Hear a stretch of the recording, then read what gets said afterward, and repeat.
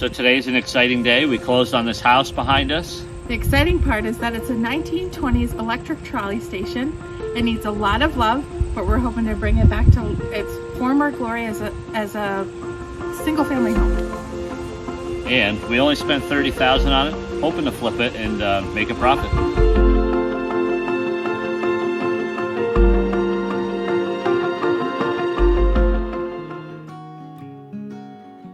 So when we purchased the trolley house, it said it was built in 1920. When we looked up the history of the trolley run and the line that when it was built, when it was started, it actually, the first run went on in 1895. So the first trolley ran from Troy, Albia in Troy, all the way to Averill Park in September of 1895. So we actually know the structure has to be older than 1920. It's where people would wait, hop on, hop off, and we believe it's the Snyder's Lake stop. So there are some that are still, they don't know which stop it was, but we're close to the lake, and we think that as we looked at the maps that it's the Snyder's Lake stop, and people would come for the day, grab their picnics, and go out to the lake and enjoy it.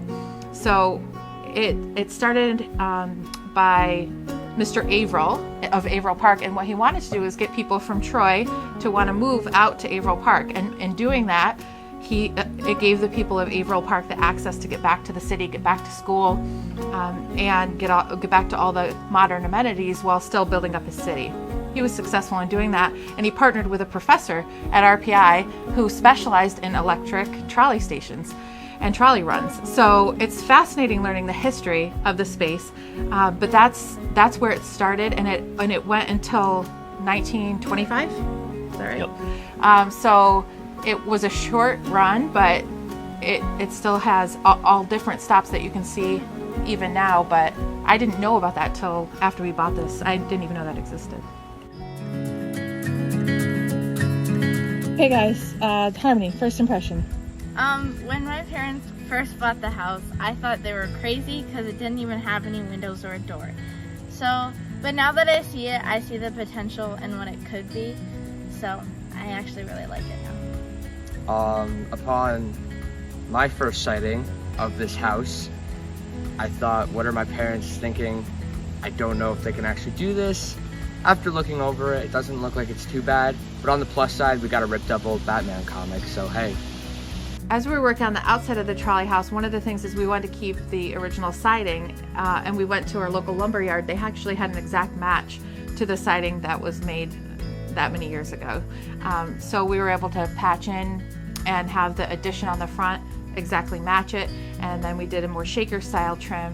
We went back and forth on colors. We were thinking dark green, dark blue, but I just ended up going with Lincoln Cottage Black, which is a Valspar color, and I really don't regret it at all. I love the look of a dark, small house.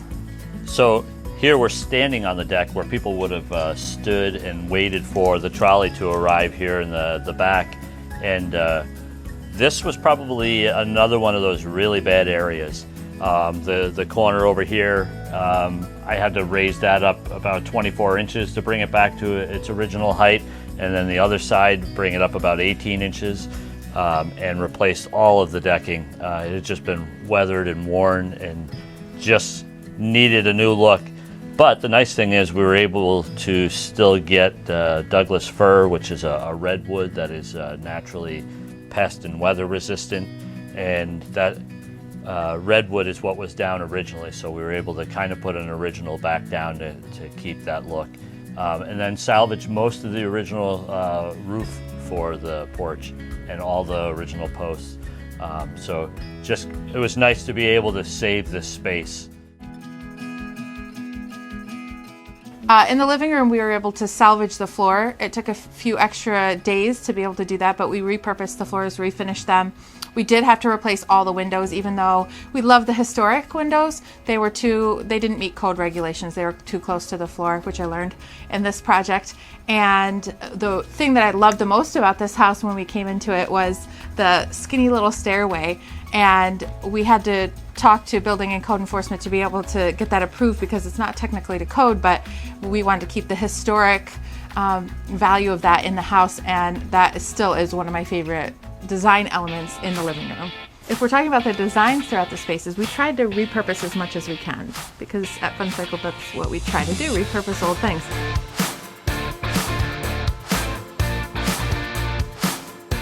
We have this shovel, quality. I love this door though. I'm definitely going to try to put this into the design somewhere. Ooh, look what else came with the house.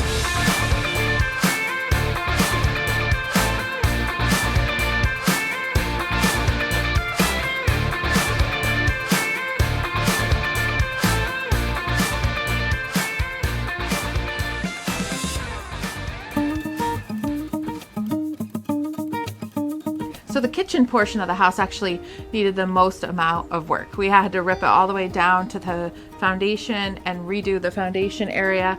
Yeah, and I remember walking into that space and falling through the floor.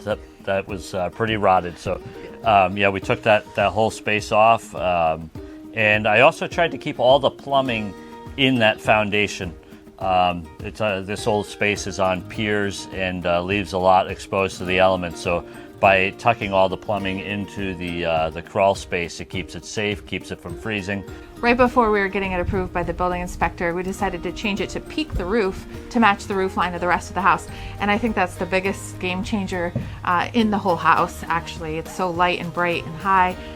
It makes a space feel twice as big, even with the same square footage. Got here an old hand-hewn beam. Hoping we can use it somewhere in the house. Maybe a mantle for a fireplace. Yeah, I'm not sure, but it's a cool little piece of history. So hopefully we can utilize that somewhere in there. Adding that faux beam at the top of that peaked ceiling in the kitchen just added a little extra touch. Made it look old still, and then we tied in some other elements in that room to match the faux beam.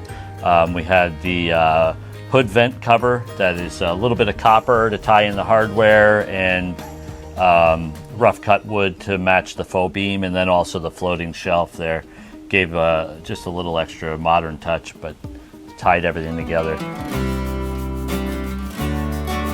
Is the bathroom such a quality, beautiful place? We've got the shower with an invisible wall, actually no wall. The ceiling's coming down, and for $30,000 we got not only one but 2 toilets. So check it out, worth every penny. Toilet paper's still there and available in case we want to, go ahead and use that later on. And even some Clorox in case we want to clean the place up. So in the bathroom, we were able to repurpose a double bathroom vanity, and then also the shiplap wall we were able to pull out of that same cottage in Maine, 1920s cottage. And also the ceiling in there was the old wainscoting that was on the front of the trolley station. When we took the old kitchen off, that was revealed behind some old Formica, and we were able to salvage that and reuse it in the place. So it really made that bathroom look nice. The shower was a little bit of a surprise, getting the glass and doing the install on the shower. That was one of the more costly items we had in the house. That was a little bit of a surprise. And then the tile, really nice, brought that together in there, and that space really came out well. Here we are 1 year later. And the trolley flip is done.